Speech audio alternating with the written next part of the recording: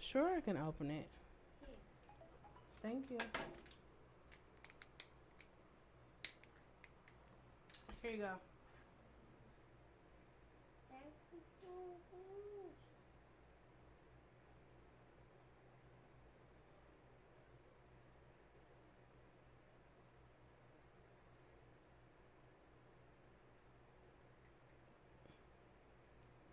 Here you go. Thank you.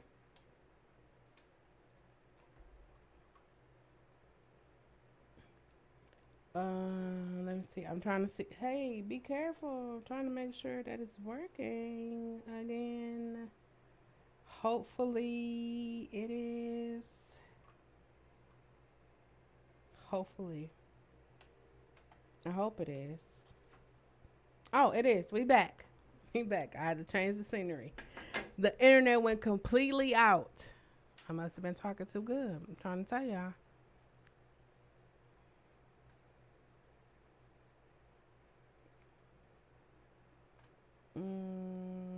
Must have been talking too good because it definitely.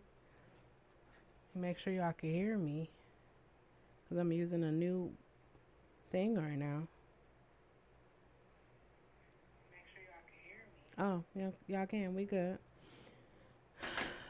Let me go back. No, see, I got all those different things right there. Yeah, I'm back. I'm back. I had technical difficulties. I can't even remember what I was talking about, but it's 2022. I know this much. It's 2022. You should definitely make the decision if you've been holding on to any secret, anything. I don't give a fuck what it is. I don't give if your mama beat you when you was 3. Let that shit go. How do you let it go? You could go to therapy, talk about it. Find somebody you fucking trust and talk about it. You know, they used to be like, don't let them see you sweat. Don't let them see you cry. I let y'all see me sweat. I let y'all see me cry. I let y'all see me hurt. I let y'all see everything. You know why? Think about it when people are telling you that. Like this whole notion of be humble. You probably never heard this, so you might want to pay attention. I'm gonna tell you something. I realize this is my whole thought about it, right? People who aren't capable, everybody's capable, but people who at that time feel like they are not capable of obtaining greatness will do whatever the fuck that they can to keep you from obtaining it. So of course they'll tell you to be humble. Have you looked up the definition of being humble? I know you're probably like, oh no, you gotta say meek and lowly is how you're supposed to be. No, fuck that. I feel like more people need to talk about their accomplishments, especially people that come from dire situations. 7 fucking years ago, I was homeless. For 7 fucking years, I've been stable in this house. Y'all have been seeing me record in this house. I've been here. I'm thinking about moving in the near future, but I've been here. I've been stable. We need to have more people talk about it. Like being homeless wasn't easy for me, especially having taken care of the shit that I took care of, and I still wound up homeless. So it's nothing for me. Like now they got the saying, like, everybody is a paycheck away from being homeless. Everybody fucking is. Everybody. You not in a better position than me. I'm not in a better position than you. We're all in the same boat. Every day we wake up to find happiness, to live our best life, and to end the day feeling accomplished. Well, those are mine. I don't know. I can't speak for you. I can only speak for me. Every day I wake up, I want to be happy. And not happy because I have shit, but happy because I am able to, without stress or worries or any of those things. And how did I get to that point? I let the shit go. I literally told y'all the relationship I had with my parents, and then I was like, I was holding shit against them that they didn't even know they didn't even know I was holding it against them. And then once I talked to them, so this is why I say conversation is important, right? Talking to my parents helped me to realize so much about myself and the way that I saw other human beings. Because you're a parent. Like, let me ask you this, right? If you're a parent and you're watching this, how do you feel about your parents? Like, think about it. You probably was like, my mother wasn't shit, my daddy ain't shit. I don't even know who the fuck my daddy is, right? Now, you probably had that thought. Maybe you didn't. Maybe you thought, like, my parents are the greatest. Now, let me ask you this. If you have kids, what do you think at that age, your age or whatever you are, your kids are going to say about you? What do you think? Do you think like, oh yeah, my mother and daddy? I don't have kids, but this is what I say. I say kids are sponges, especially from 0 to 5. I am not a professional. I just know because I raised a bunch of kids that 0 to 5 kids are sponges. If you joined me last night for karaoke, Kira has watched me do karaoke. I don't know for how long. She's 7, for as long as I can remember, she's watching me either record or do karaoke or see me speak on this mic. They all know from Bobo, who's 2, all the way up until my nephew. He's Lil Mel. He's 20. He'll be 20 in December. They all know my intro. They all know like what I say, my outro. They all know all of that. So if they are kids and they can pick it up, like, shh, how come adults can't do that? How come adults can't hear you say I don't like or I don't want or no or stop or any of those things and not listen? How is that possible? That's funny because it just popped up that I'm now live. And I feel like I've been live for a minute, but hey, we gonna roll with it. I'm gonna roll with it because we need to talk about secrets, silence, and shame. Because people feel shameful for shit that they had no control over. If you were a young child and you were being molested or you were being sexually abused or that's not you, that wasn't, you had no control over that. And somebody in your life should have told you that. It's not your fault. I know they used to be like, oh, these fast tail girls or all of this. They used to have so many things as to why it happened instead of just saying that person was really fucked up and they did that shit to you. That was fucked up. Now let's go do something about it. That's where we should be at with it. Like it's like that person. It could be your fucking Uncle Pete. Your mama know, your grandmama know, all the people, the whole people in the family know. There's no fucking way Uncle Pete should still be flipping barbecue at the at the family reunion or whatever it is. No way. Uncle Pete should go get some fucking help. If your child I had to take a sip of water on this one because it's a little heavy.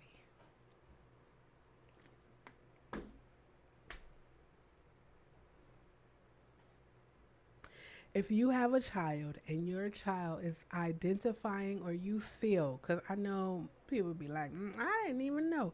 You feel that your child is going to identify as a member of the alphabet mafia or the homosexual community.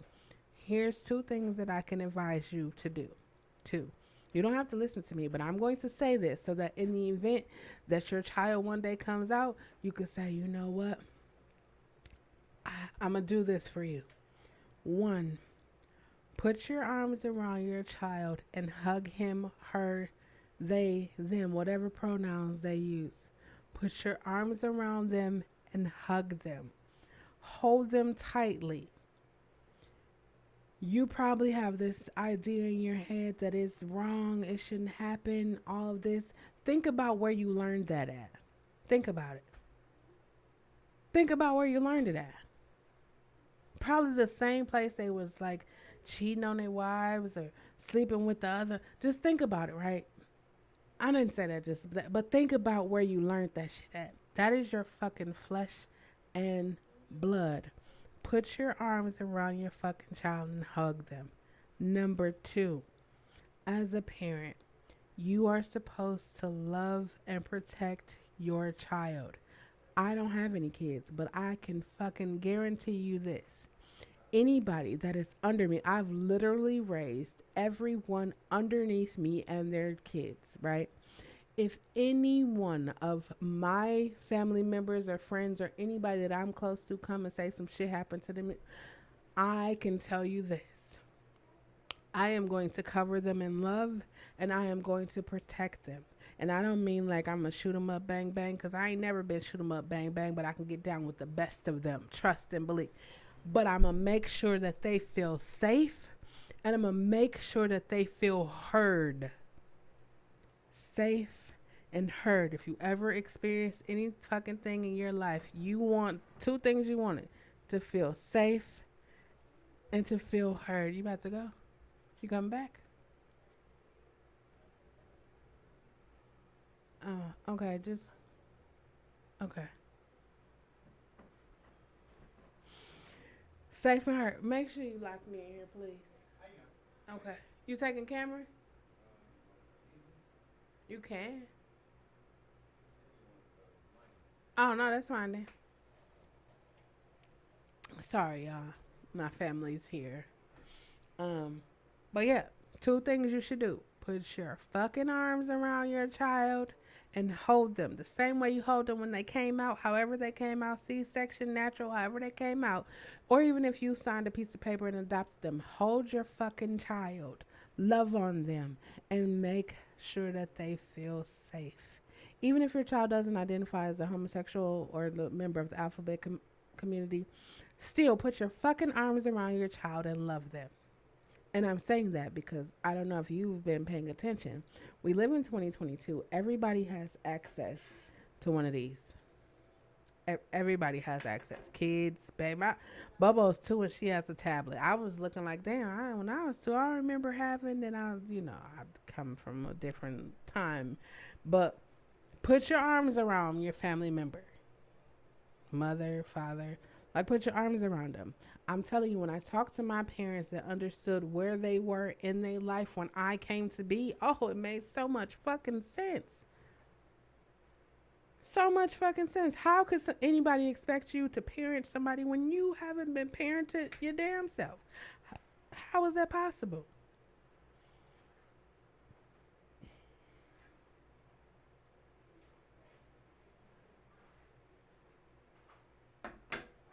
How is it possible? How do we expect people to do shit that they don't even know how to do? How is it possible? Like, you ever have to yell at a child to tell them to stop doing something? Be like, man, I have to keep telling you they're a child. They're not gonna keep remembering that. It's not gonna play constantly in their brain like, oh, I'm supposed to. No, they're a child. They just want to play and run around. But think about how trusting kids are, right? I look at my niece and nephews all the time. Like, they know that I'm going to feed them. They know that I'm gonna bathe them. They know that I'm going to hug them. They can hug on me, sit on me, sleep. They could do all of that. Like, I'm love. They know that. But think about how many kids or children, or I'm gonna even fucking say, think about how many fucking adults that didn't have love. So now they accept abuse as love. They accept whether it's emotionally, physically, financially, withdraw, like the rejection, like all of that. They accept that as love. That's not love. People say love will never beat you or love will never hit you. Well, what was your mother and father doing? But they said they loved you, right? Again, I don't think that people should be physically abusing other people. I don't. I feel like we should go back to the time where there was peer mediation. Remember, you sat across from the person that you had beef with, and then y'all had to talk that shit out.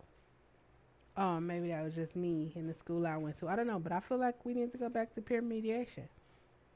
People need to actually sit down and have conversations, nurturing conversations. I just feel like that. I feel like if a lot of parents would talk to their kids and let them know the things that they experience and how they came to be, a lot of shit would change.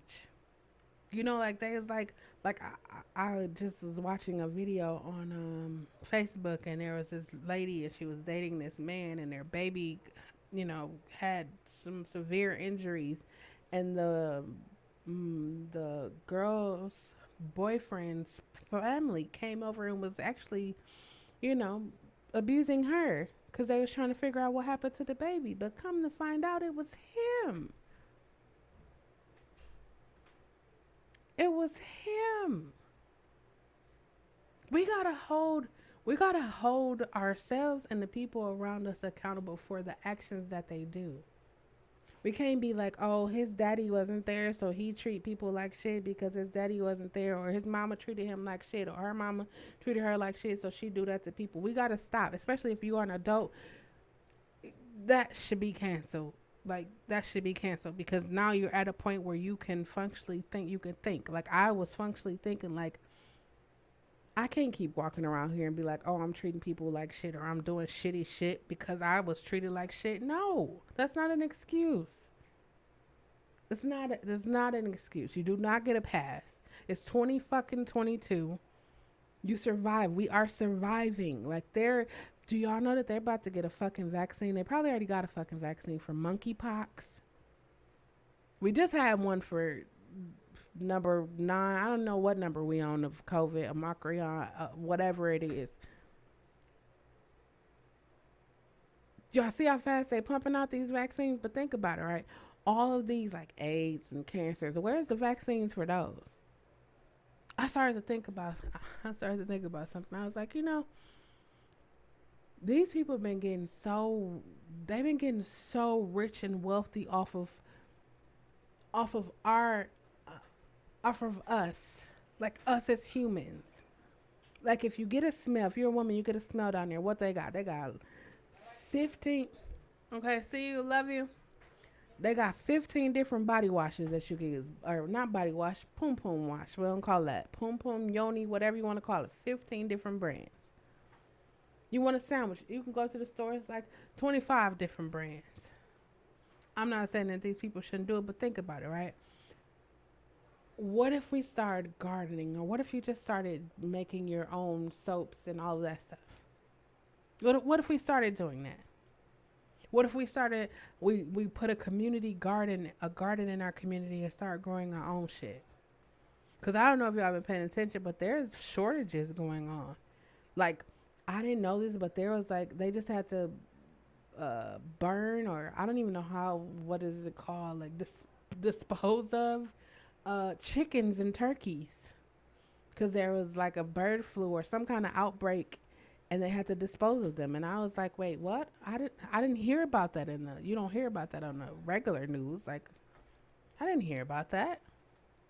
Did y'all hear about that? Did y'all know that? Yeah. So I looked at my cabinet and I laughed because when the quarantine started, everybody was like, there was a shortage on water and tissue and food and coins and all of this stuff. And I was just thinking, like, you know how crazy it is? Like, there's all these different ailments that we haven't heard of in like forever. And now they're all like, when was the last time you fucking heard about polio? I was real life talking to my mama. I was sad.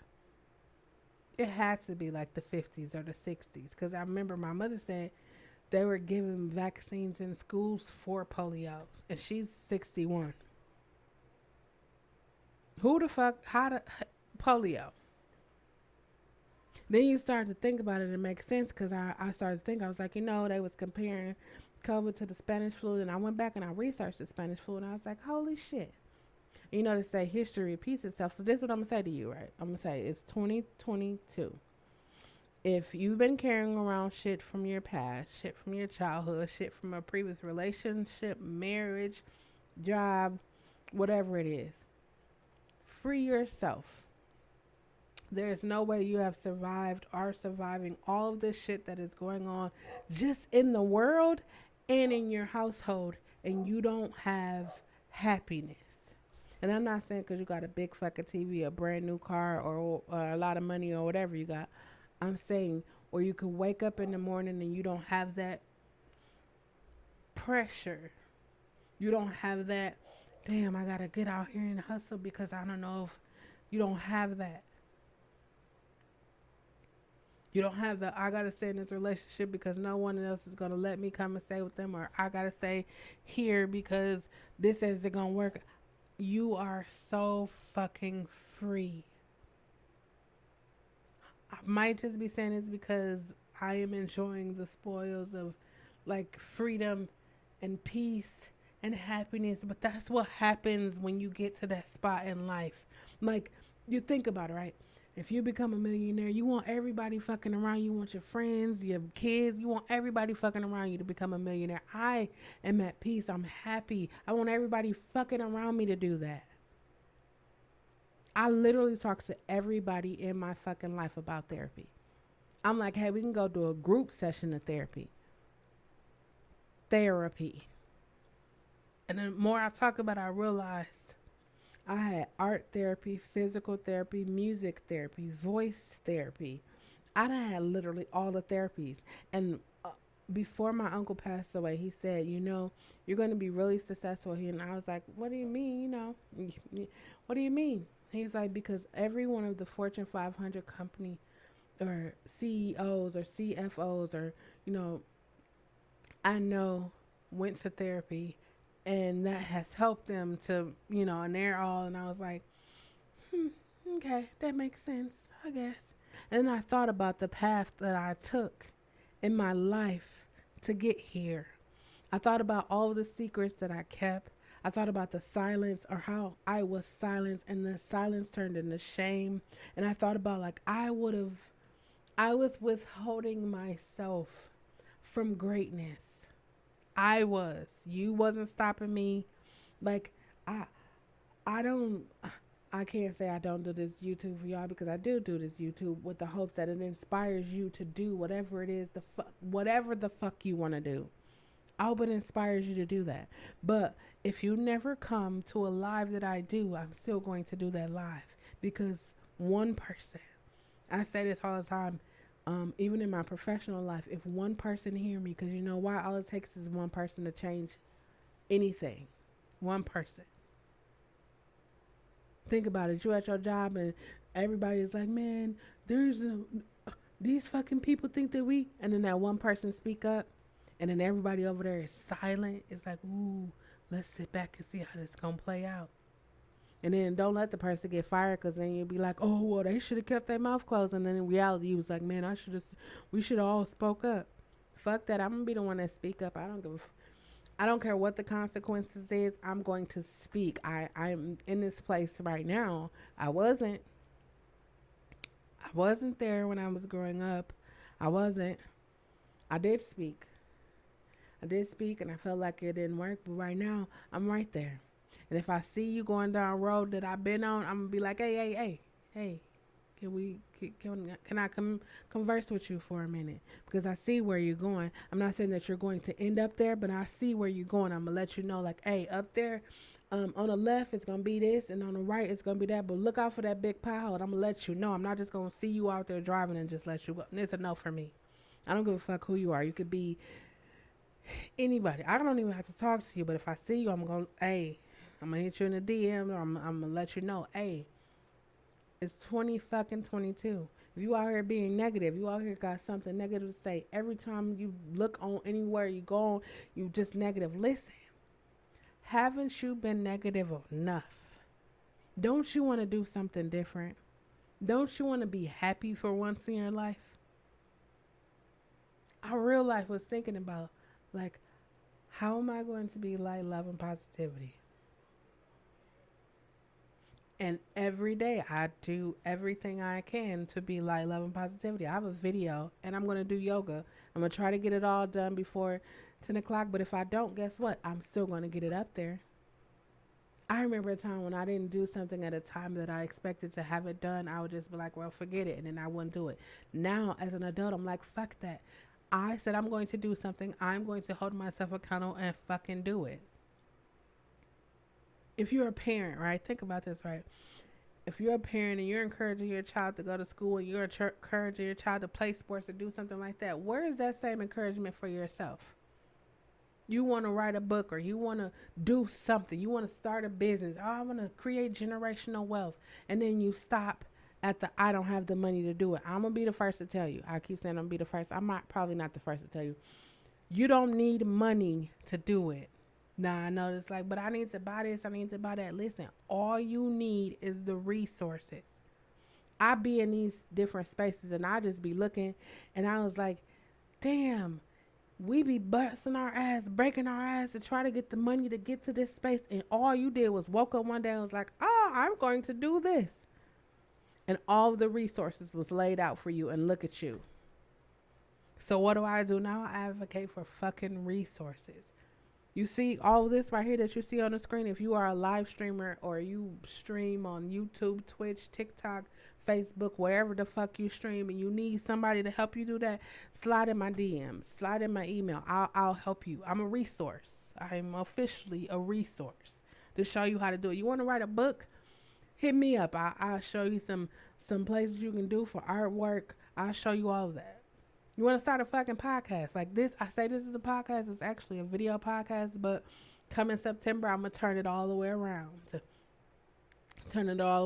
why I'm testing all of this stuff. I'm real life testing. The only way I can make it work is if I use it in real life. So I'm using it in real life, and it appears to be working. I got people watching. I got other people that's watching, and it's like, you should change your format. You should do this, and I'm testing it out. If it don't work, guess what I can do? If the shit don't work, guess what you can do? You can go back to doing whatever the fuck you was doing or change again. Keep changing, keep doing something until the shit works. But being silent, keeping a secret, it ain't gonna happen. It ain't gonna help you. It's not gonna benefit you. It's actually going to hurt you. How does it hurt you? Because sometimes when we hold that shit in, it turns into other physical ailments. If your head is hurting all the time, or your eye is twitching, or your back is hurting and your chest is hurt, like, think about that. Like, you ain't lift shit, you ain't ran nowhere, you ain't lift shit, you ain't did anything. You just woke up and like, damn, I got a fucking headache, or damn, my back is hurting. That's why I sing NDRE song, Get It Together. Because the more we realize the shit, right? All the shit that we carrying around, it's not ours. I'm gonna talk about this on one podcast. I'm gonna talk about, I can't find it right now. Intergenerational trauma. Intergenerational trauma. Think about that, right? Intergenerational trauma. I'm telling you, when I be thinking about the shit that happens in my life, this is where a lot of these nurture conversation podcasts come from, because it comes from things that I've experienced, and I just be like, shit. But I think about intergenerational trauma, like, people be like, oh, that's a generational curse, or that's something that, when you think about it in the most basic sense, how does something get passed down to the next generation? Either someone did not address it in this generation, so then it just trickled down into this generation, or, like, think about generational wealth, right? That means that your grandfather, your grandmother, somebody before you had to have that wealth, and it just came down the steps, right? So when I was doing my ancestry, I'm telling you this because if you haven't done ancestry, or if you don't know, if you have elder aunts and uncles, or if your grandma is still alive, go talk to them, because they hold the history, the key to your family. They do. I was doing ancestry, and there was like business, education, or entrepreneurship, education, and music are the top, like, those are the top things, like 6 generations back. Those are the top things. There's other things in there. But then I started to think about my life revolves around business, entrepreneurship, music, and education. Not at all did I plan to be in any. Music was the only thing I planned to do. I didn't plan to be an entrepreneur. I didn't plan to be an educator, but that's my life.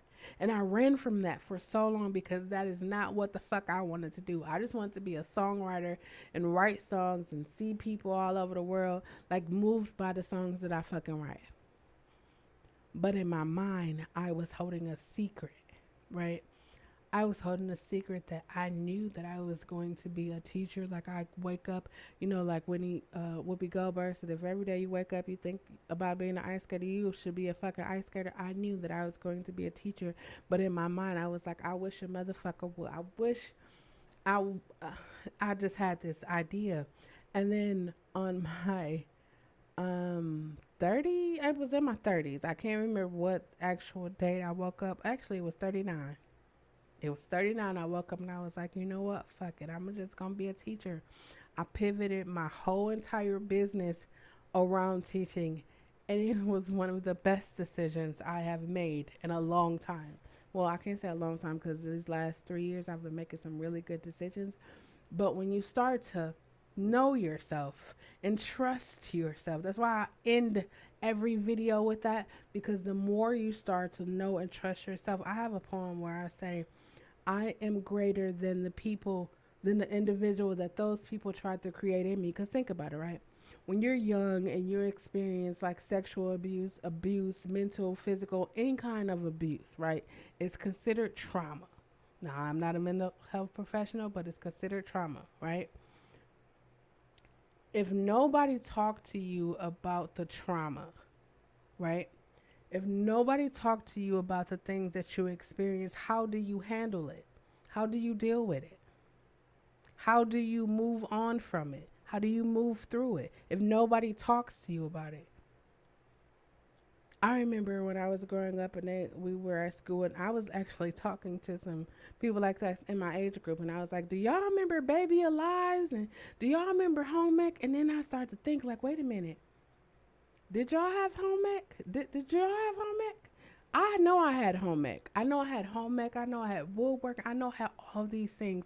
And I thought for a minute, like, wait, I know I'm not crazy, because I remember carrying around the baby alive. It would cry, and you would try to do whatever you could to make it not cry, but it would still cry. We had flower babies. We had eggs. Like, we had all of those things. And then I'm talking to the people around me, and it's like, no, we don't know what that is. And I'm just looking like, wait, we're in the same age group. So I thought we would, and then I had to remember which school I went to. And there's that. There's that whole thing. There was a secret. So I wasn't really telling people. I had a lot of secrets. And I realized that the secrets started to overlap. And then I'm always the type of person like, that's too much. If it's too much work for me, it's a fucking no for me. Like, I love crab legs. I love seafood bowls. But then I started to think, I don't want to fight with my fucking food. So it's a no for me. I'm just going to eliminate that. Now, if it's already cracked, or, it's already de-shelled is what they call it, we all good. But other than that, it's a no. I don't want to fight. I don't want to do any of that. That's why I think about relationships, right? People's like, are you ready to date yet? I honestly feel like I don't think I would be ready to date.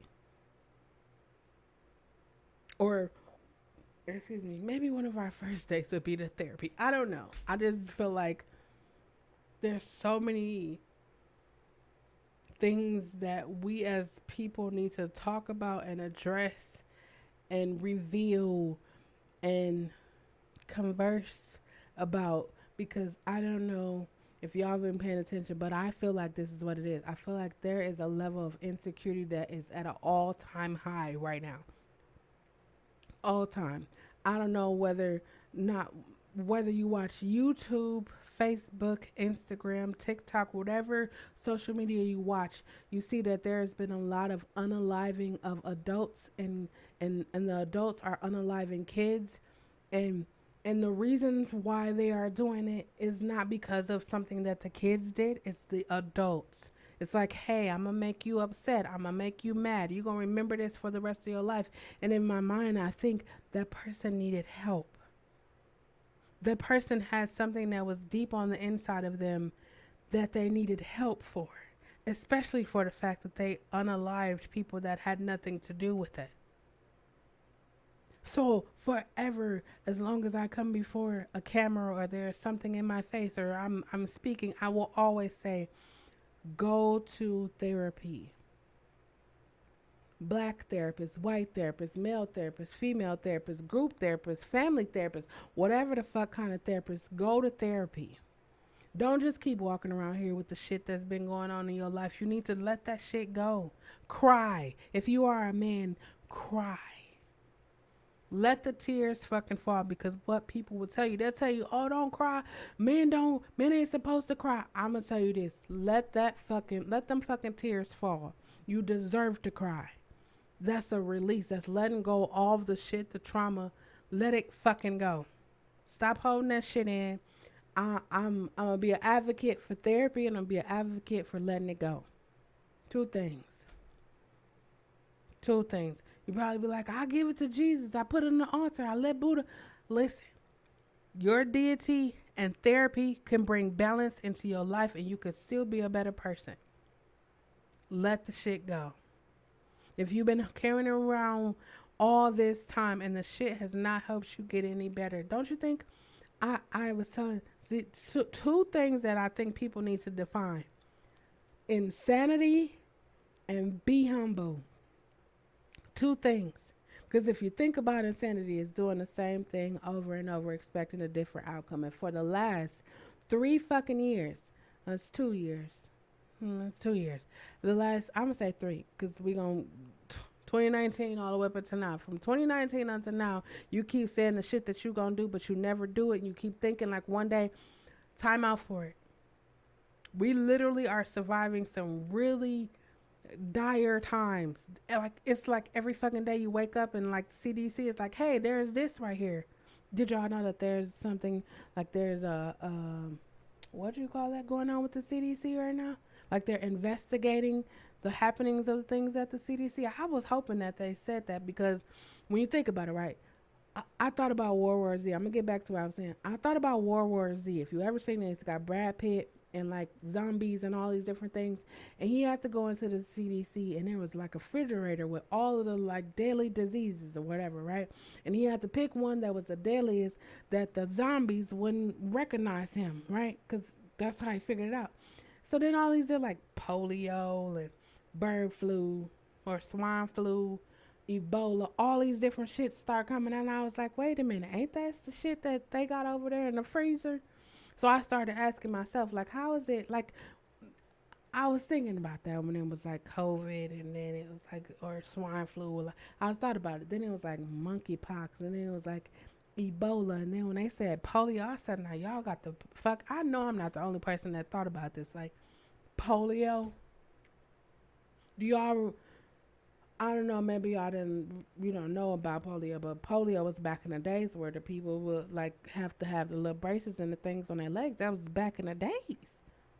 Like I remember going to a predominantly white school, and I was reading the history books, and I was reading about the people with the hoods. I was reading about them, and then I go to college in 1999.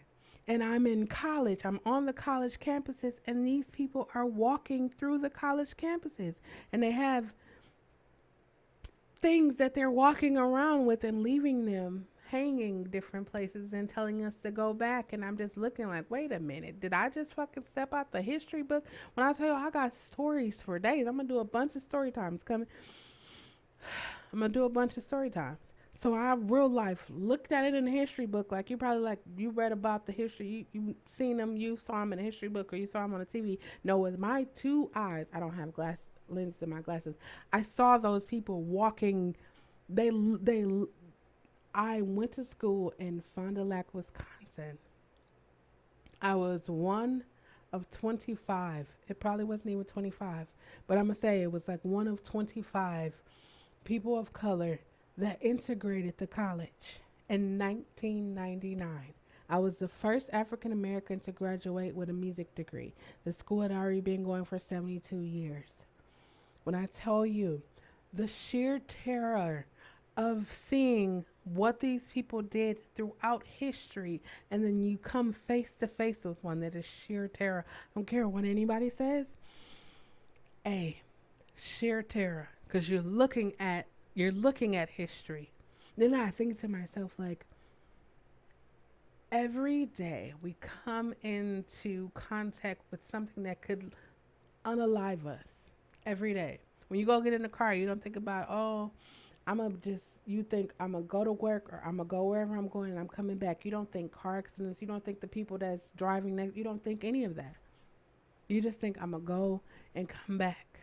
And I began to think, like, when I caught COVID, I was just like, that was some of the most scariest shit ever. Scary. It was even scarier than having a major level 1 trauma surgery, it was scarier than that.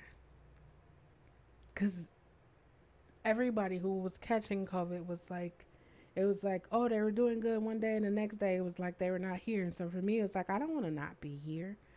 Even when I had the level 1 trauma surgery, I was like, I know that there was shit that out there's videos I'm supposed to make, there's lives I'm supposed to do, all this shit. There's things that like I have a whole content calendar, like I have all this shit planned, and I'm just sitting here twiddling my fingers because I'm like, am I ready to do that?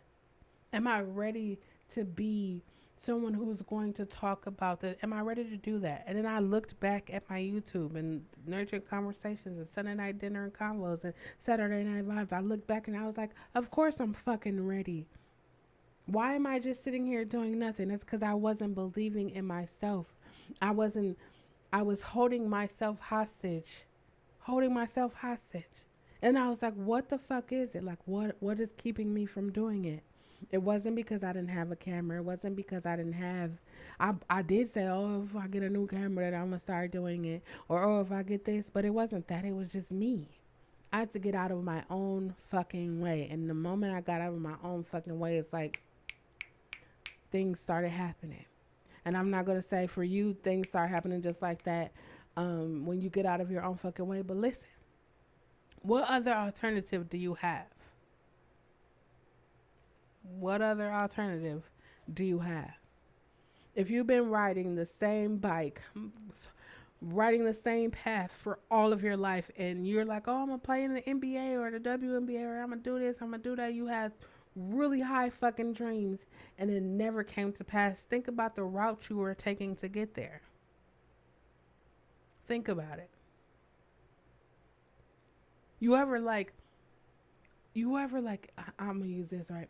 All of my life I had long hair, like really long hair. Like if you don't believe me, put my name on any social media, you'll see I had really long hair.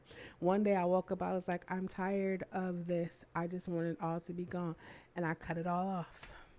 And you know, of course I heard like, oh, she's going through a stage or a phase, or she don't, all these different negative things, but no one thought about how I felt with having long hair. And then when I started growing out of afro, and then of course it was like, oh my God, it's beautiful, oh, blah, blah, blah. But you're the same people that was just saying that it was ugly and that I'm going through a mental things. No one asked me what was going on with me. It was just like, I got tired of having long hair. And then I remember one time I had got a sew. I never wore weave or anything like that. I always wore my own natural hair. So then I was like, oh, I want to get a weave. So like right now I want to get a lace front, but I don't want to have the bangs that's like all the way down here, but I want to try it because it's like something different, something that I can try, right?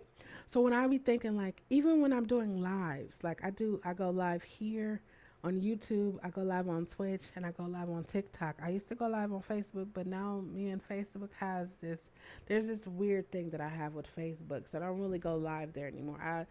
I know what it is. I feel like the situation with my previous relationship kind of left a bad taste in my mouth when it comes to Facebook, so I don't really be over there. But anyways, I'm working on it. I'm working on it. It's a work in progress. It's a work in progress. But even going live, right? I real life was like I like going live. I love creating videos, but I like going live because that gives me that instant ability to talk and respond and all of that. It's just like we are having a conversation like right here, but you're not right here. You know what I'm saying? Like it's instant. And I was like, how do I do it, or what do I do? So I was like, let me just start testing out shit. Like in the beginning I was paying for this software, and it was great. It was good for me. It helped me get a lot of shit done. And then it was like, no, let me find something else for free. I am using a free service right now, but it's like, and I make all the graphics, but it's like finding the resources, utilizing the resources to be better. Like I was telling somebody, I was like, maybe you can't go to therapy, maybe you can't afford therapy, or maybe you haven't been sold just yet on therapy. But do you know, if you talk to someone, it's kind of like a form of therapy. Like, you know, if you have a really stressful situation and then you go shopping, that's like retail therapy. It's like a form of, it's like what you do to like cope with the things that you've been going through. I realized that I used to cope. I was talking to my sister the other day, and she said, "I remember you used to have peanut M&Ms, Frito Lay sunflower seeds, and wild cherry Pepsis." And I said, "You know what? I was stressed as hell. I was stressed as hell. Whenever I ate that, I was stressed. I knew I was stressing because that would be the thing that I would go get and stressing. I would need to have a really strong drink. See, I don't know if you were here in the beginning when I said that I was a functioning alcoholic. I was. I functioned at a high level with alcohol. And then I realized, like, I never, out of all the years that I drank, I only been drunk twice. And that's because I drank some super high, like almost Everclear, but it wasn't Everclear, but it was up there with Everclear. And it knocked me out, like put me down 2 times ever in life, and that's I can remember that. But all the other times I was drinking, it was like I wasn't supposed to be drinking. I was just doing it because I thought.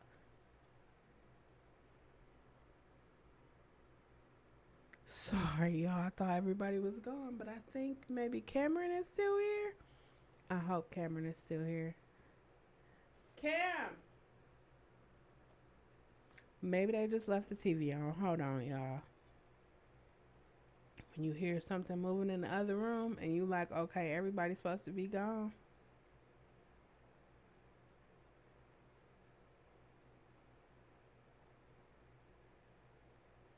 We gonna send a little text. Oh, I don't be worried for me, cause if somebody is in here, hey, listen,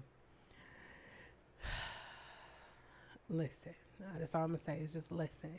They will probably hate the day that they. Nobody's in here. Nobody's in here. I just hearing the TV. I was telling Kira, um, let me take this moment to say Kira did an awesome job yesterday. If you didn't catch the Saturday Night Vibes, you should go and check it out.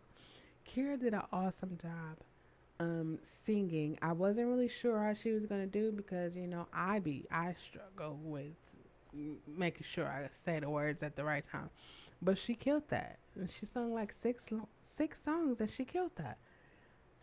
But I was telling Kira, like, I have really good ears. So like you could be way in the front of the house and I could hear your conversation. I don't know. I just not like I try to ear hustle or anything, but like my ears just pick up on things. My ears just pick up on things. I'm sorry. When I was younger, they used to be like, "You ear hustling?" No, I don't try to ear hustle. My ears just pick up on things. Like I can pick. Like I don't know if y'all have ever been. I've been live. Like I can literally hear the fly. Like it's buzzing in my ear, and it's not even in my ear. It's just somewhere in the room. I could literally hear it. But back to what we were talking about: secrets, silence, and shade. Any of the shit that happened to you, you do not have to be shameful about it happening to you. Because we've all had fucked up shit happen to us. Maybe it wasn't fucked up. Maybe it was great shit. We all had good and bad shit happen to us. You don't have to feel. I'm saying you don't have to feel ashamed because sometimes people do not seek out help because they feel ashamed. You don't have to feel ashamed. You are not the only person that has experienced domestic violence, sexual abuse, mental, physical, emotional abuse, or lost a job, or was homeless, or any of those things. If more people start talking about the shit that they went through in life, we will realize that we all have a lot more in common than we actually know we do. I made the joke about my mom. It's not really a joke, but how Jesus was my mom's boyfriend. Like she would do anything for Jesus, like real life. And then when I got older, it was just like that was her. That was her way of escape. She real life rocks with Jesus, like rocks with him. Even despite all the things she's going through at this present time, she still rocks with him. She still, and I don't knock her for that. I do. We do be having conversations though. I'm not gonna sit here and act like I don't. I do be having conversations because I be want to know things. And that's just like if you be want to know things, you should just ask people. If you see something that is not right, like ask or have the conversation with somebody. If you see somebody, um, if you notice that somebody is displaying something, you should talk to them about it. Hey, I noticed you drinking a little bit. Is everything okay?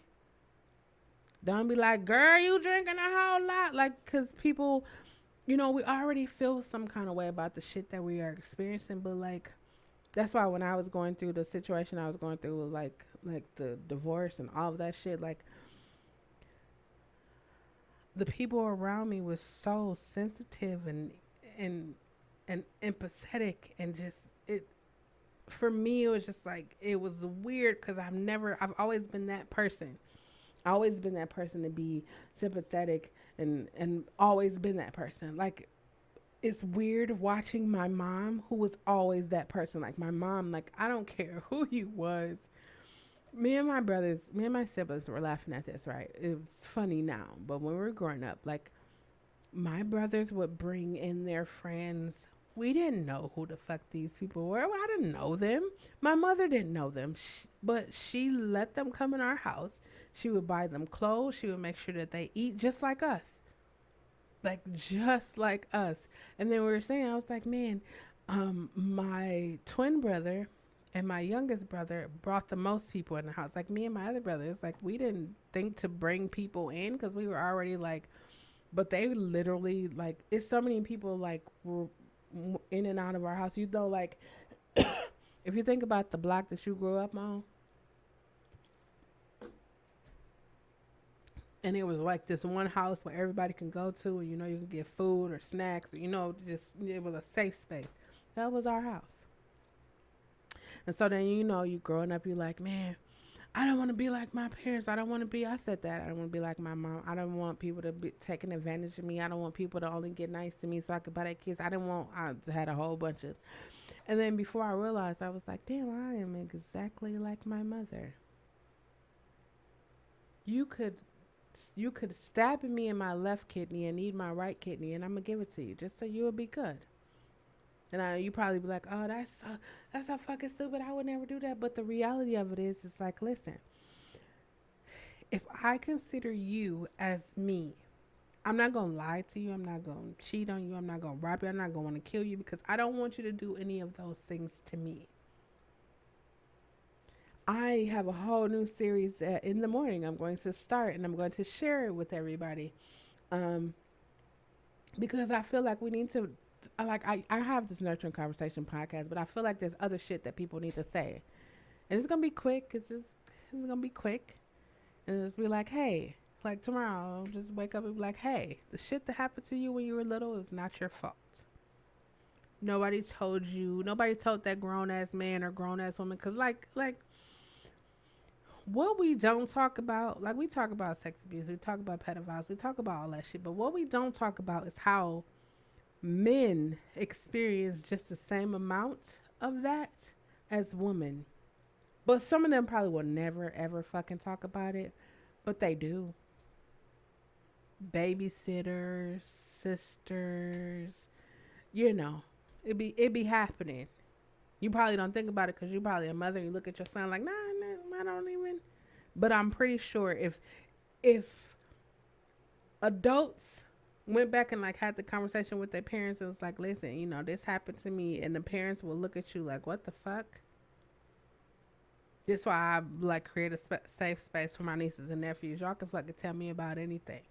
Any fucking thing. If they tell me anything fucking go down, I'm gonna have a conversation with everybody. I don't give a fuck who you are. You could be that fucking parent. I'm gonna have a conversation with you because I need you to know. My niece or nephew, your job. You're telling the parent what their fucking job is. Yes, I am telling the parent what their fucking job is. Your job is to make sure that they feel loved and safe.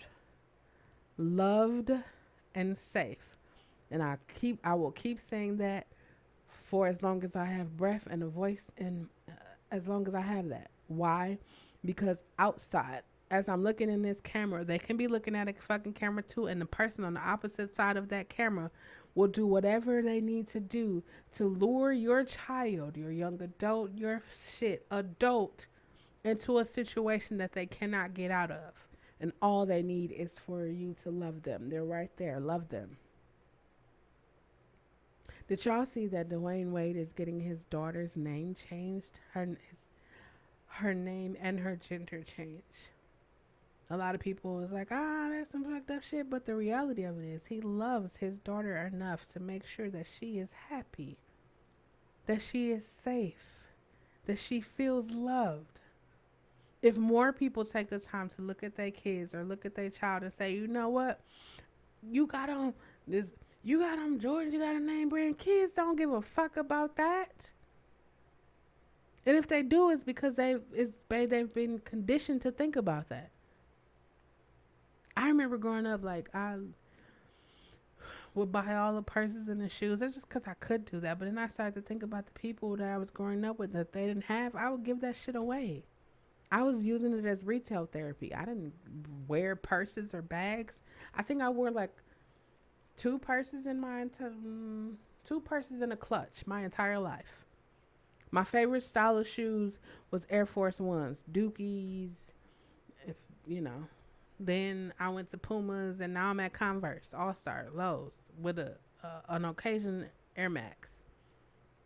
But I started to think about the people that was less fortunate. Then you think about the people that was less fortunate growing up when they didn't have shit, and you see them now, they got like 50 cars, 1,000 shoes, all that stuff because they didn't have that. Here's another scenario. If you ever thought about the music industry, right?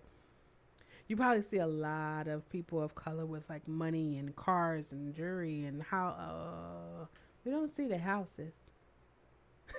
We don't see the house. Wait, that just dawned on me. We don't see the houses. We don't see the houses. We see the cars, the jewelry. We see them going shopping, spending $4,500 on two pair of shoes. We see all of that, right? But think about this. I'm gonna lead this. I'm gonna lead this with you. Then I'm gonna go ahead and I'm gonna think about this, right? When you think about the music industry, how many white music artists have you heard about getting ripped off? I be talking to music creatives all the time. I be asking these questions. How many have you heard? Now, if you're sitting there like I haven't really heard any, there are some. There are some, but the more the people who are more likely to be ripped off is people of color. You ever understand why? If you don't know, I'm gonna tell you. If you think back to like the Temptations, the Five Heartbeats.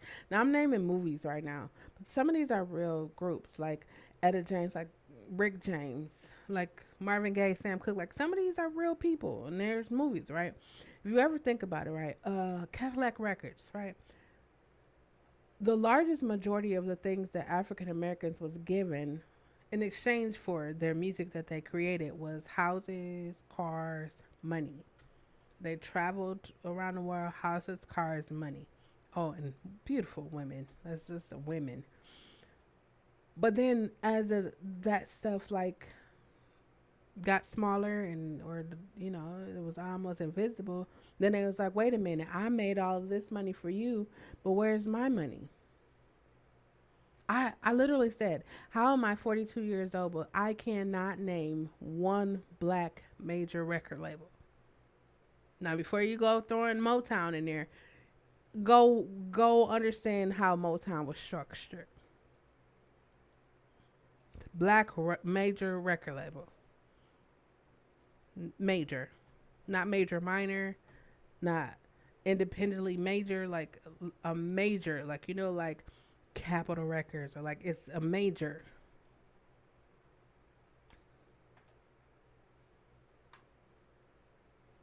We can't. But how long has the music industry? I'm 42. It's been going on for longer than I have. And the largest majority, like, here's another scenario. Like, this is what I'm saying. Secret, silence, and shame. A lot of the elder musicians, this is why I have another podcast. I'm actually doing a lot of things right now in my life. I have another podcast. It's called Melanated Musicology. And for this podcast, I envision, I'm putting this out. I can't believe I'm about to say this out loud. For this podcast, I envision interviewing music creatives, past, present, and future, like people that's going to do it in the future, and just understand the business of it, how their business was handled, how it wasn't handled. Um, just understand to help us better understand. Because again, like I feel like, these last couple of years, people have been talking about masters, masters, masters, masters. Oh, you got to own publishing and all of this, but people still don't understand what that stuff means. Oh yeah, they own that, they masters, but they still don't have an idea of what that means. Like think about it, right? We all make fun of people that was a one hit wonder, right? You have one hit and it's ha ha kiki, but think about it, right? If I was a one hit wonder, like I'll use this is a scenario I always use, right? Think about Dolly Parton, right? Dolly Parton in 1968, 67 wrote I Will Always Love You. She wrote that. She sung it to her writing partner. They was breaking up. Writing partners breaking up. And she's like, regardless of whatever I go through, I will always love you, right? Now she sung it, won all kinds of awards, everything. Everything that could happen with a song, it happened to Dolly Parton. The 90s, Whitney Houston, or wait, the 90s, Kevin Costner come to Dolly Parton and is like, hey, we want to use your song in our movie. So she like, yeah, sure. Now she owned it. Oh wait, hold on. Let me go back. So, Sergeant Colonel, whatever Elvis Presley manager name was, Elvis Presley wanted to sing the song. He loved it, just like everything else. He loved it. So, his manager was like, "Oh, he needs to have 50%." Dolly said, "Fuck that." She probably didn't say that, but I'm gonna say Dolly. Dolly said, "Fuck that. I own it. I'm going to retain 100% of the song." So then, fast forward 95, Kevin Costner come. Dolly Parton says she's driving down the street, driving her nice car. She's driving. She's like, I hear my song come on the radio, and it was the most beautifulest voice ever, and it was Whitney Houston. Now, because I know that history, I ask people like, hey, who sung I Will Always Love You? And you know what everybody say? Whitney Houston. It wasn't Whitney Houston. It was Dolly Parton. But think about it. If she owned that song from 1968 or 67, we'll give it 67, and it is 2022.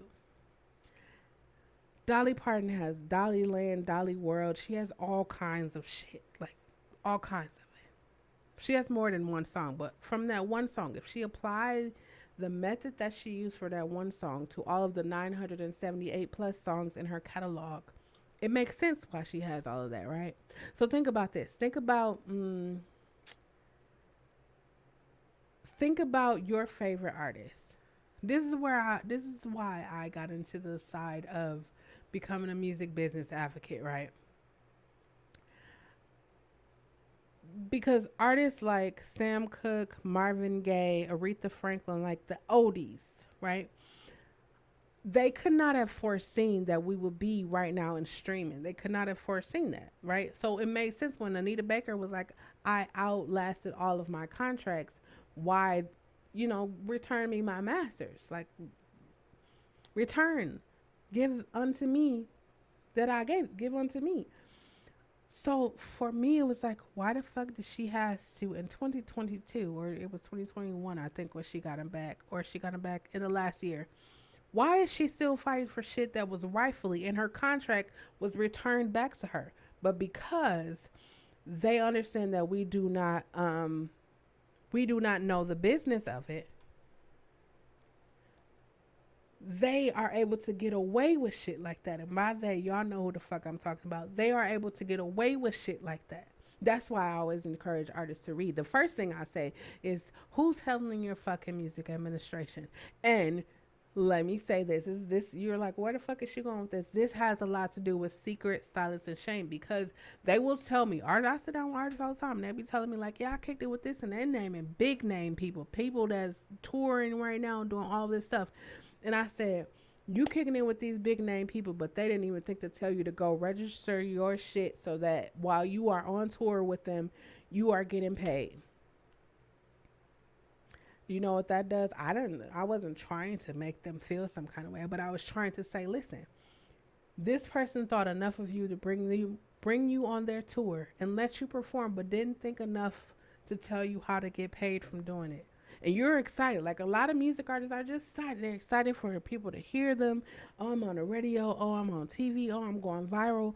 But at the same time, you are excited. Your counterpart over here registered their name, they trademarked, they got all their shit together, and you just excited about sparkly, shiny shit. They've been doing this to us forever. Forever. I'm gonna have a special nurturing conversation about that. But if you are holding on to a secret, I'm wrapping it up. If you are holding on to a secret, listen to me and what I'm about to say. It is 2022.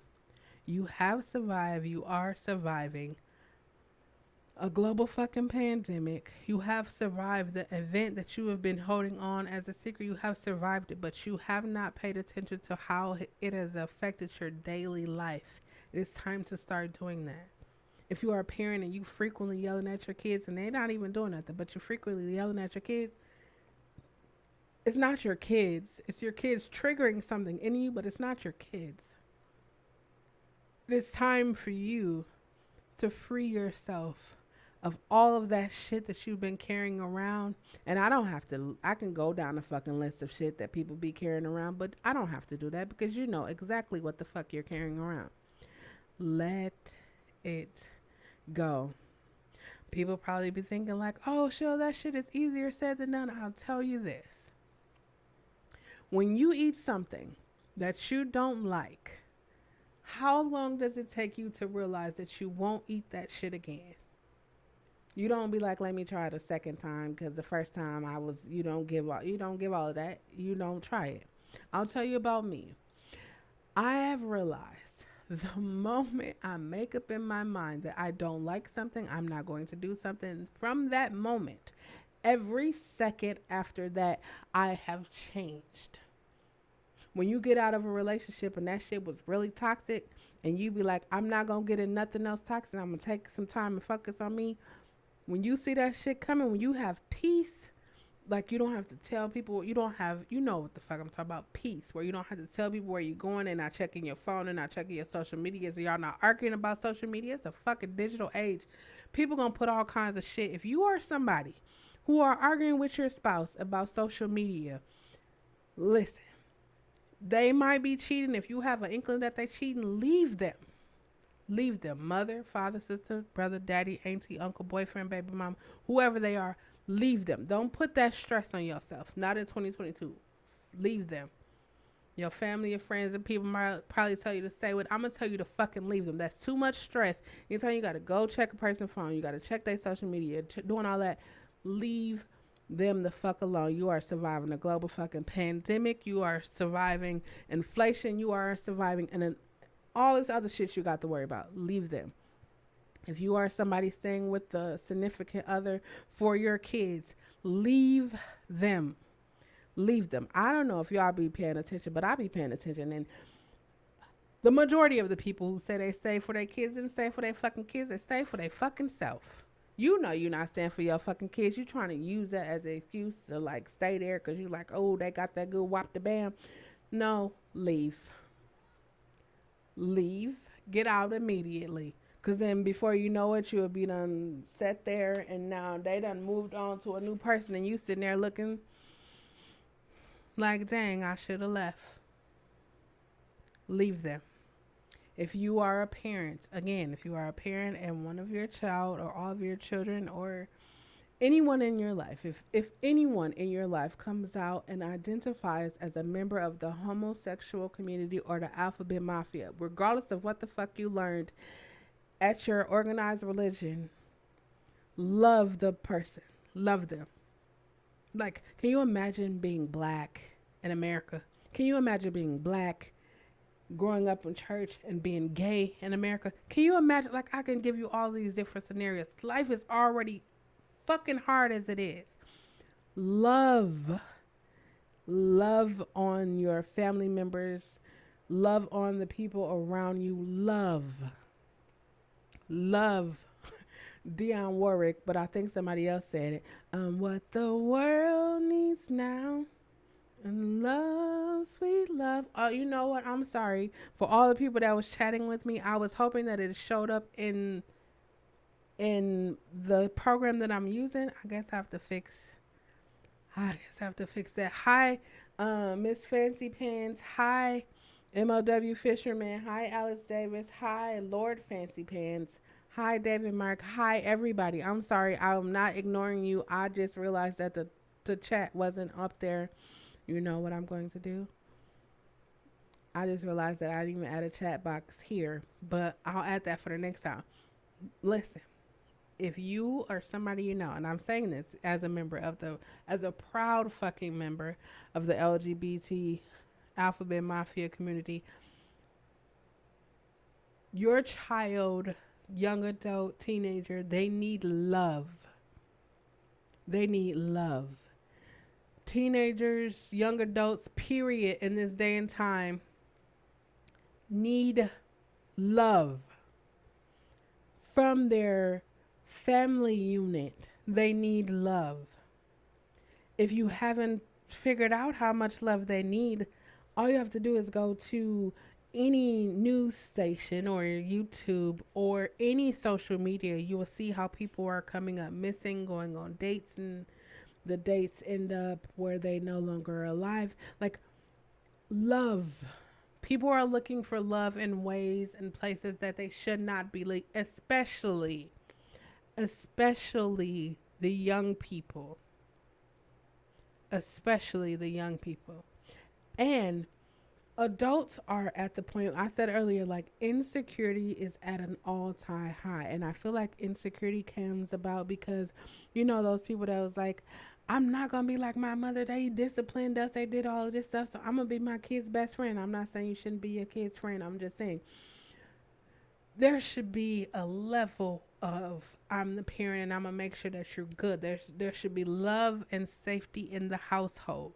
I will keep saying that. Love, safety, and therapy. Those are the love, safety, and therapy. Those are the things that I'm going to keep talking about. There is no way that a child is in the household and they should not, or they don't feel loved. No way. I say all the time, like, adults be so consumed with adult shit that they be trying to afflict, or that they indirectly afflict their adult shit to their children. Those beautiful, beautiful young adults and young men, or however they identify, they never asked to fucking be here. You ever said that? You ever look at your mother and was like, I never asked to fucking be here? They never asked to fucking be here. So the least you could do as a parent, the least you could do is love them, raise them to be loving people. Like, raise them to respect others.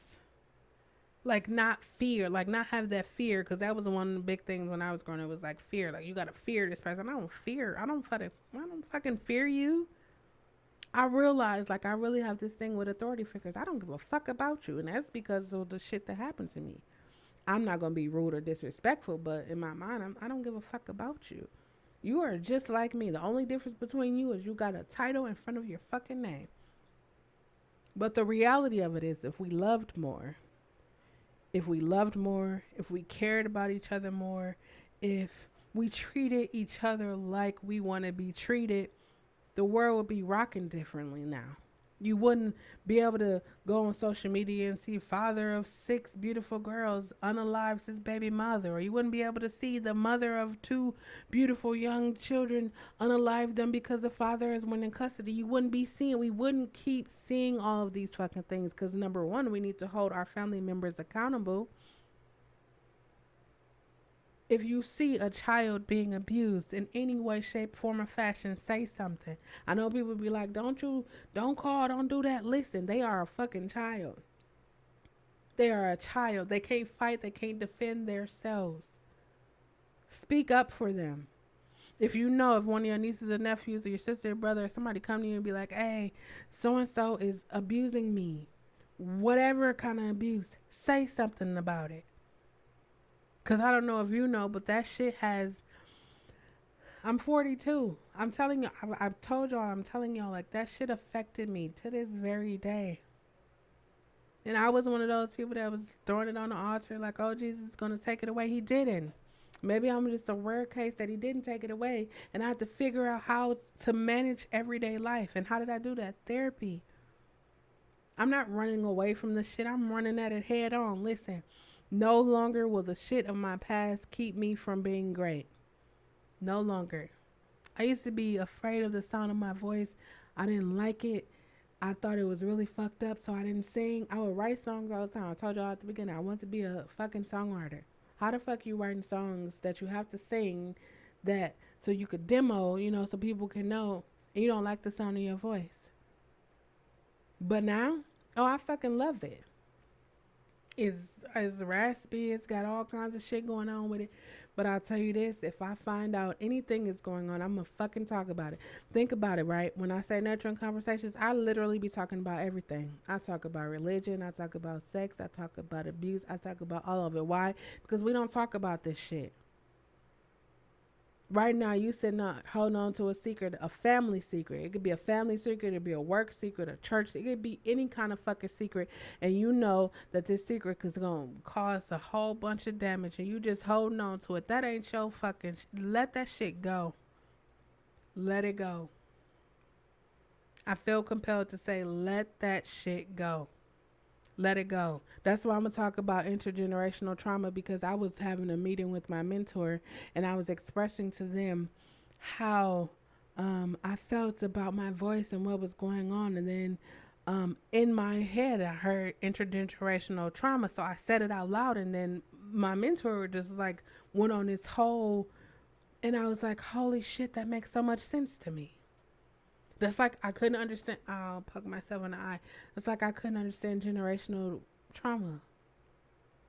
Like, how the fuck did nobody say anything? Like, how do you not say anything? If you know Uncle P has been molesting everybody in his generation, and how does it get to the younger generations? How?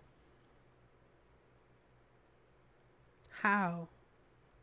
If you are a parent who didn't have a father or didn't have a mother there, or you didn't have a solid family foundation, how dare you have kids and don't provide them with that solid family foundation? And you're probably like, well, I didn't have it, so how am I supposed to give it to them? Therapy. Therapy. Or here's even one that's like less, that doesn't cost a lot of money.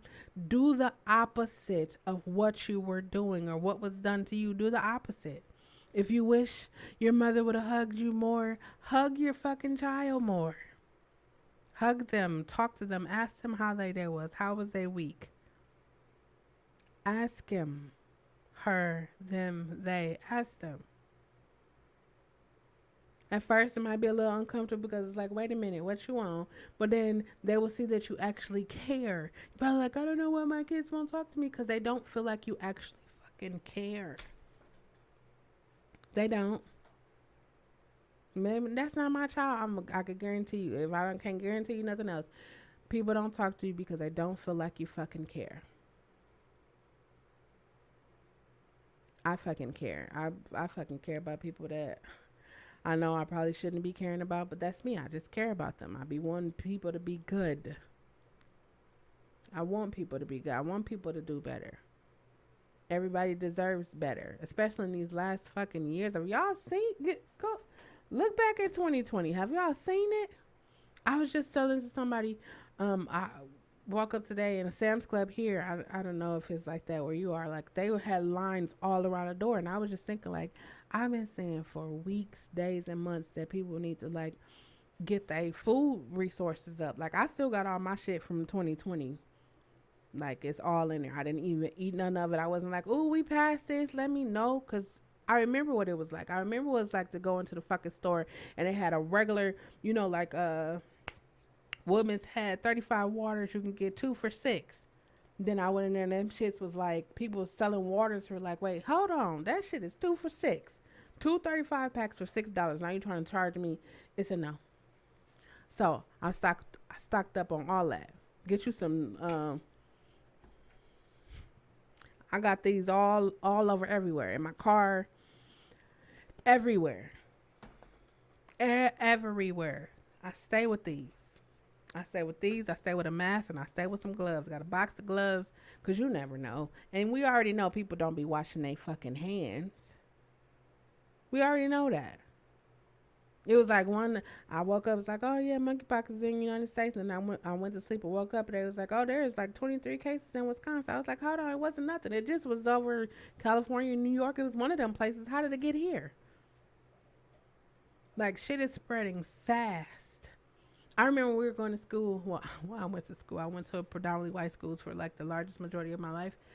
And so we were at school and there was health class. I don't know if y'all have health class, but we had health class and they showed us what like STDs look like. Scared the shit out of me.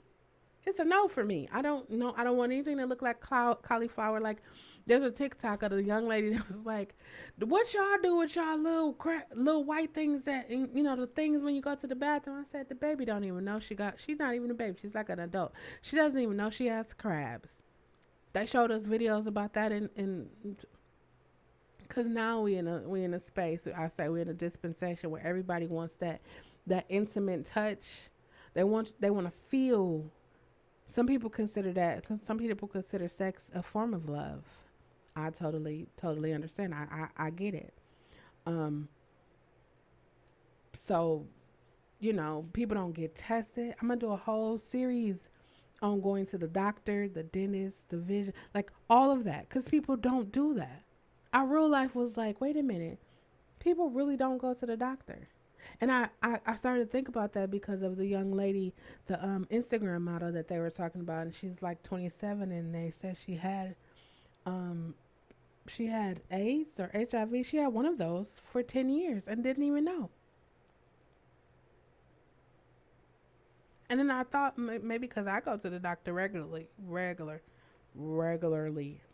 If I knew that the vocal fold in my throat had got bigger. When I first went, it was like, you get a bite, you get a bite from a bug and it's like a little bitty like thing. That's how it was a month ago yesterday. That's how it was. And I knew it had gotten bigger because I felt it getting caught. Let me show you. Let me show you. I felt it getting caught in between my vocal folds. And I was telling my voice therapy, like, this is what happened. And she's like, that's impossible. The only way it could do that is if it's gotten bigger. And um, here, let me see. Oh, sorry. This is a warning. This is the polyp on my vocal cords. Y'all see that? When I first saw it, it was little. It was like just a little bump. And they were like, oh, you can go to vocal therapy. And if vocal therapy don't work, we got steroids and surgery. And I was like, okay, I'm going to go to vocal therapy. I knew I wasn't doing no surgery because I just had a surgery. I said, fuck surgery. I'm never doing another surgery ever again in my life. And then I knew I wasn't doing steroids because it's a no for me. I'm already trying to work off the weight that I gained from having a level 1 trauma surgery. So I'm noticing something is different. And I make an appointment. And Monday, that's how I found out it was bigger. And I don't know if y'all saw it on the video, but it actually comes on the other side. And when it comes on the other side, that's when my voice get raspy or it gets deep. And sometimes it's just not there. Because as you can see, the vocal folds, I will show you again, but so yeah, my voice has changed. I hated the way my fucking voice sounded all of my life, for the largest majority of my life. 41 years. I'm not going to include this last year because I love the way my voice sounds right now. But for 41 years, and then I start loving and appreciating the way my voice sounds, and writing songs and recording songs and releasing songs and sharing songs and all of these different things. Starting podcasts and doing public speaking, all these different fucking things. And then it's like, and life is like, oh, you are starting to love your voice now. We're gonna go ahead and take that away from you. We're gonna throw some complications in there. But you think that's fucking stopping me from like not speaking? No. No, I'm still gonna speak. I'm still gonna say what the fuck I need to say. Now I'm not singing. I am not singing. That makes me a little emotional, but I will get there. Hopefully in the morning when I wake up, I can go see the vocal specialist. But I have a tough decision to make. A tough one. And that's whether I'm going to have another surgery. Like I said, I'm 5 months. 5 months. The 18th of this month makes 5 months removed from a major surgery. And if you know anything about a level 1 trauma surgery, yeah. And I promised, I said, once I have the full capabilities to do the shit that I need to do, I am going to do them. And by full capabilities, I meant like I was in a good space, because there's something about, like, if anybody is watching this and you or someone you love has had cancer or have cancer, you are the strongest person I have ever met, or not met, but I know. I didn't realize how strong I was. Um, I didn't realize how strong I was. I didn't realize the power that I held within my voice until I had to decide on if I was going to do chemo, or what I was going to do to combat the cancer that was believed to be in my body. Yeah, I took a test. I took a cancer test. It was like the regular results are like zero point 0.7 to 37.9. It's memorable. Like it's memorable. That's why it's memorable. Because my test, or they took the test, and my test came back 276.9. Told y'all, zero point 0.7 to 37.9. 276.9. So now I'm going to the cancer center.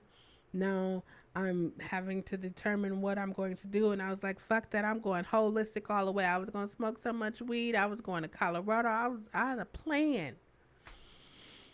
I had a whole plan. Every day I would have to walk to my doctor's office and walk in the cancer center and see people coming out of chemo, or people going into chemo. Like, it's a whole psychological thing that it did to me. It was just like, shit, that was some scary shit. And it wasn't necessarily scary for me.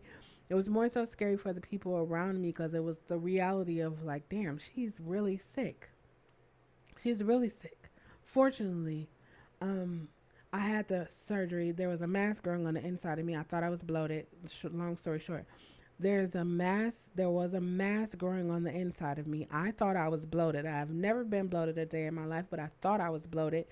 And then it got to the point where I could not breathe. And then I fell down the stairs, only five. I only fell down 5 stairs. And then I went to the doctor, and they were like, you're hemorrhaging, you have a mass growing. So I was in a hospital one day. They said, we're going to release you. Okay.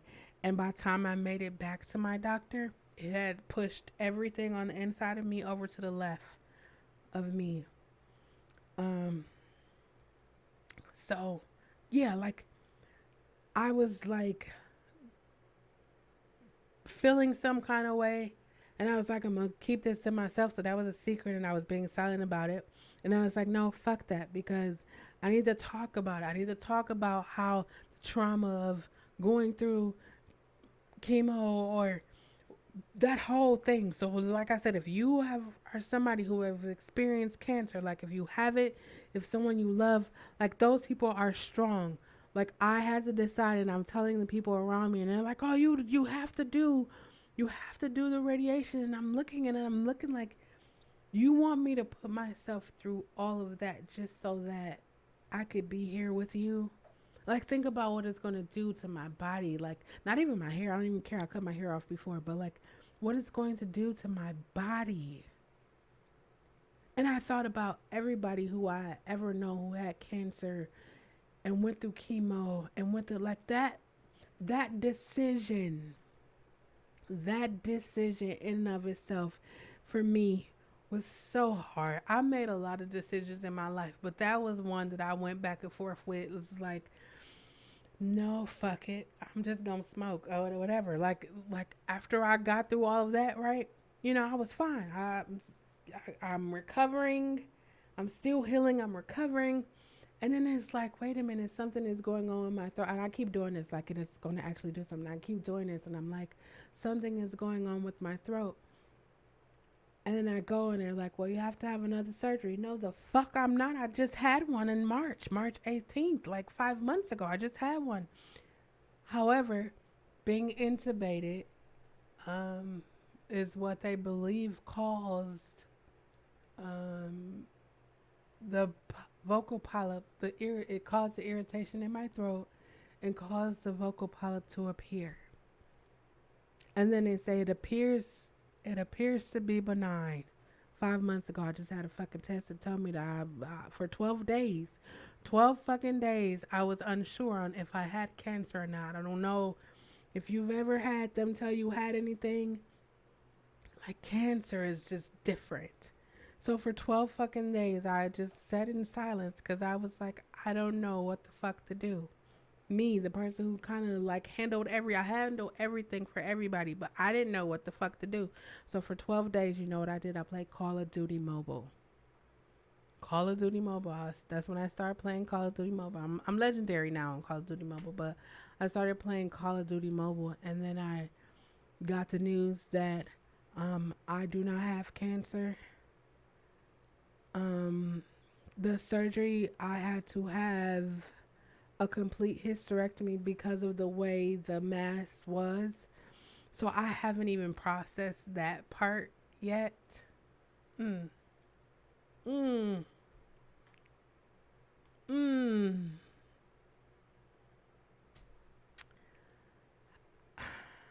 Haven't even processed that part yet. I'm sure I'll do that this week because you see, it's whew. But so much happens at a certain time. And it's like, I knew for me, I'm not carrying around any more secrets. I'm not being silent about shit. And I don't give a fuck about being embarrassed. I don't give a fuck about it. Because if I have to embarrass myself and it helps you be better, it helps you change the direction in which you're going, I have completed my task here on earth. A lot of people won't talk about the shit that they've been through because they are afraid of being embarrassed. Afraid. People gonna look at me at this point in time. You're surviving all kinds of shit. I don't give a fuck about how people look at me.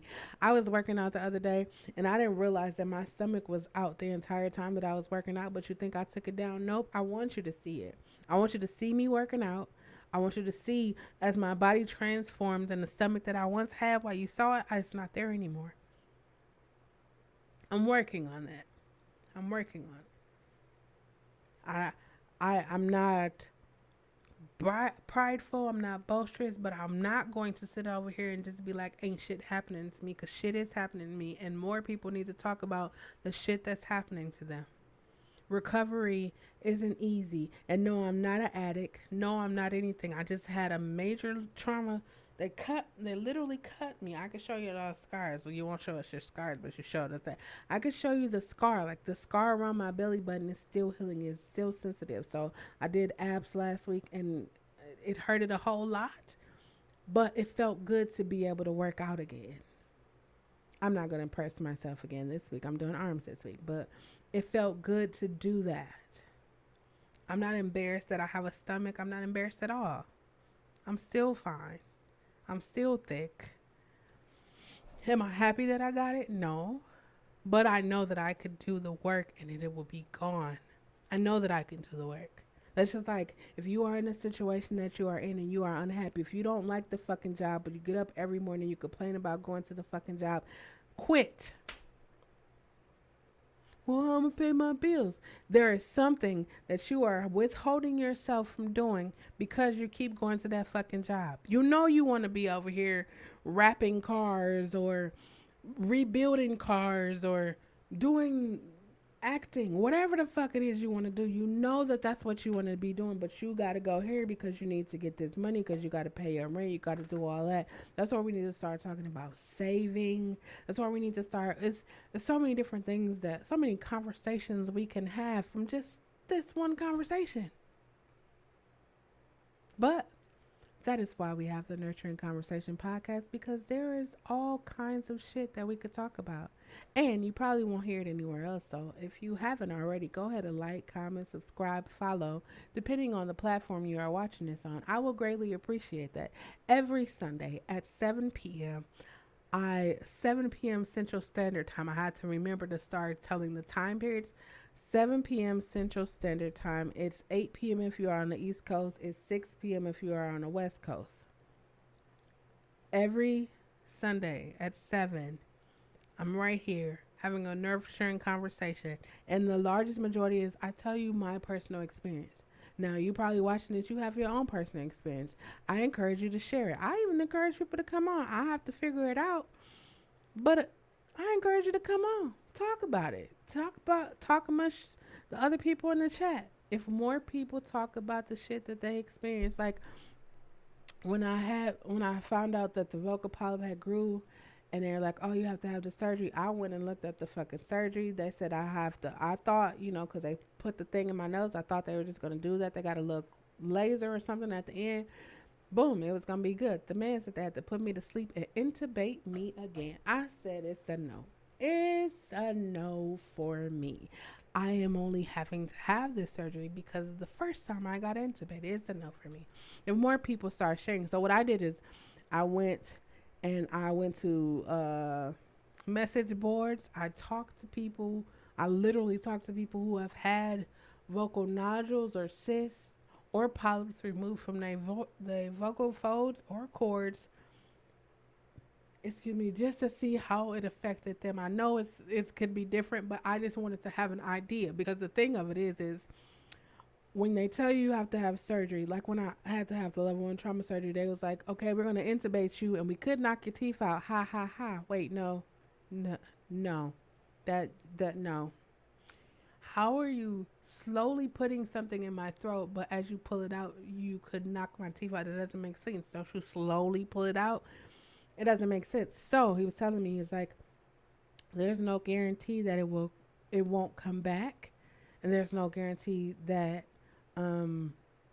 there's really no guarantees. And I was like, well, what the fuck? Like, how do we real life be out here like gambling? Like, okay, let me see, I'm gonna have this surgery, and it's a no for me. No, after the first one, it's a no. I'm different. Yeah, I'm different. No, I real life noticed the difference in me. I thought it was because I turned 42, but right now in my life, I don't give a fuck. If I have something I need to tell you, let me say this again. If you are a parent and your child identifies as a gay, lesbian, transgender, someone of the alphabet mafia, somebody of the LGBT community, love your fucking child. Religion, everything else probably tell you to treat them bad. It's an abomination, whatever. I don't give a fuck about none of that. At the end of the day, you allowed that to grow, that child, that human being to grow on the inside of you and carry it for how many ever fucking months, days, weeks you carried it. You should not allow another motherfucker to tell you how to treat your child. And after I said that, love your fucking child. I would never tell you to hate your child. I don't care if your child was a murderer.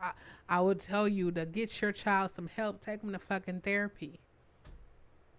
If you are a parent who recognize that your child's behavior is different, take them to therapy. Don't try to punish them because their behavior is different. Take them to therapy. Something is going on with them. If their father isn't there, maybe their mother isn't there, maybe neither one of their parents is there. They're being raised by their grandparents. That affects us. Again, I'm gonna say it. Insecurity right now is at an all-time high. Think about it. You remember back in the days, somebody tried to talk to you, be like, no, I'm good. Now, you'll damn near lose your life for turning somebody down. You could be standing with the person that you are with, and they will still come up to you and try to talk to you. And then, insecurity is at an all-time high. And I want to encourage you to let the shit go. It has not served you until this day. It has not served you. It is not serving you. Let it go. Do the opposite of what you've been doing for the last couple of years. Choose you. Sum all that up. Choose you. That's all I got. Thank y'all for joining me. I hope y'all like, comment, subscribe, follow, hit the notification bell so y'all know the next time I go live next Sunday at 7. Here's my ending. This is how I end everything that I do. Every time. Remember that it is important for you to use your words. That is the only way that anyone on this planet or any other planet or anyone will ever know what you are feeling and what you are thinking. I know we feel like we've been with a person for a long time and they should just know what we want, or that's our family member, so they should just know, but maybe they don't know. Use your fucking words and tell them. I also end by saying it is the most important thing, especially in 2022, given everything we're going through, to love yourself. You make mistakes, you do great shit. Love yourself in spite of your faults, your fears, and your failures. Love yourself. Know yourself. Know what's you and what is not you. The shit that happened to you is not, it wasn't you. That doesn't define you. It should not define you. That was shit that happened to you. You are greater than that. Know yourself and trust yourself. Trust yourself. You know, it's like people like a small voice. Man, I should follow my first mind. Or maybe your voice isn't small. Maybe it's loud. Follow that. Trust yourself because you are built to protect yourself. Whether nobody told you or not, you're built to protect yourself. And for the love of humanity, just be yourself. Not who people want you to be, not who people feel like, who you feel that you should be for people. Just be yourself. Live your truth in 2022. Do that. Be happy. Write the book, do the makeup, create the YouTube, start the Twitch, whatever it is you've been wanting to fucking do. Listen, you will never have the time to do it. We should start telling people that too. When I get time, you will never have the fucking time to do it. If you make time to smoke, drink, sex, play music, cook, you can make time to do whatever the fuck it is that you want to do your entire life. Make the time. That's all I got. I love y'all. I appreciate y'all for rocking with me. I'm figuring this out. So next Sunday I'm gonna have I'm still figuring it out. So next Sunday I'm gonna have the chat actually on the screen. Actually, while I'm right here right now, I'm gonna see if I could do it. And then I'll just leave it. I'll just leave it. Let's see if I could do it. Let's see if I could do it. Can somebody type something? Actually, I'll type something. Let's see. I'm trying to figure it out. I appreciate everybody that's coming and that's responding. Uh-oh. I guess I can't do it. I appreciate y'all so very much. I'm gonna have my I'm gonna have where you can follow me, all of that. Oh, hold on. Maybe I can.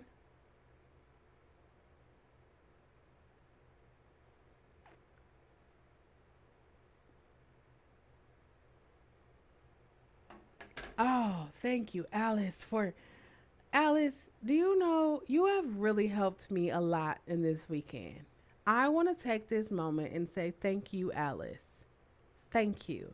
You helped me figure out the format for Saturday Night Vibes, and look at you right here helping me figure out this chat. So I'm going to go ahead and lock the chat in there. I forgot about adding the chat box. You see, the chat is there now. I know it would have helped before, but I'm figuring it out. I'm figuring it all out. Y'all are going to help me be great. Y'all are going to help me as I be great. Thank you. Thank y'all. Look at that. I already figured out how to put the chat box in there. I'm telling y'all, it's only going to get better. It will only get better. As long as you continuously hold yourself accountable, it will get better. I am living proof. Hi. It gets better.